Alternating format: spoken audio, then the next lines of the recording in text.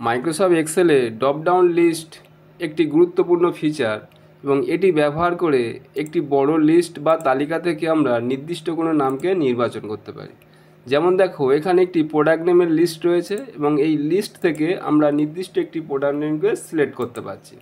একইভাবে এখানে দেখো সিটি নেমের একটি তালিকা রয়েছে এবং এই তালিকা থেকে আমরা নির্দিষ্ট কোনো সিটি নেমকে সিলেক্ট করতে পারছি। তাই এই ড্রপ ডাউন লিস্ট ডেটা এন্ট্রির কাজকে সহজ, দ্রুত এবং নির্ভুল করতে বিশেষভাবে সাহায্য করে।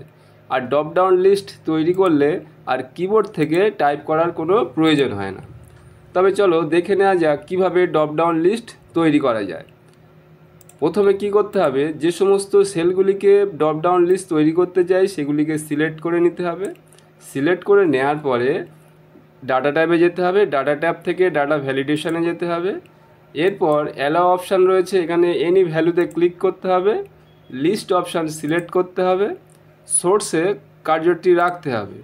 এরপর যে সমস্ত প্রোডাক্ট নেমগুলি আমি একটি ড্রপ ডাউন লিস্ট তৈরি করতে চাই সেগুলিকে সিলেক্ট করতে হবে। এছাড়াও সোর্সে একটি প্রোডাক্ট নেম লিখে কমা দিয়ে ও ড্রপ ডাউন লিস্ট তৈরি করা যায়। এরপর ওকে অপশানে ক্লিক করতে হবে। ক্লিক করার পর দেখো ড্রপ ডাউন লিস্ট পেয়ে গেছি। এখানে প্রোডাক্ট নেমের একটা লিস্ট দেখতে পাচ্ছি, এখান থেকে নির্দিষ্ট প্রোডাক্ট নেম আমরা সিলেক্ট করতে পারবো।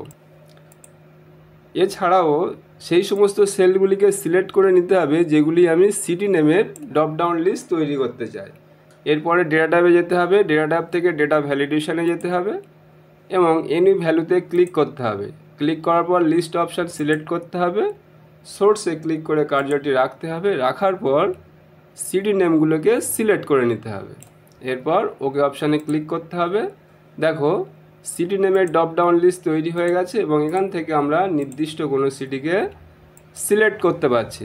তবে হ্যাঁ, যে সমস্ত সেলগুলিকে সিলেক্ট করবে কেবলমাত্র সেই সমস্ত সেলগুলিতে তোমার ড্রপ ডাউন লিস্ট তৈরি হবে, দেখো অন্য কোনো সেলে হবে না। আশা করি ভিডিওটি ভালো লেগেছে। ভিডিওটি ভালো লাগলে একটা লাইক করবেন এবং এমনই গুরুত্বপূর্ণ ভিডিও দেখার জন্য চ্যানেলটিকে সাবস্ক্রাইব করে রাখবেন। পরবর্তী ভিডিওতে আবার দেখা হবে।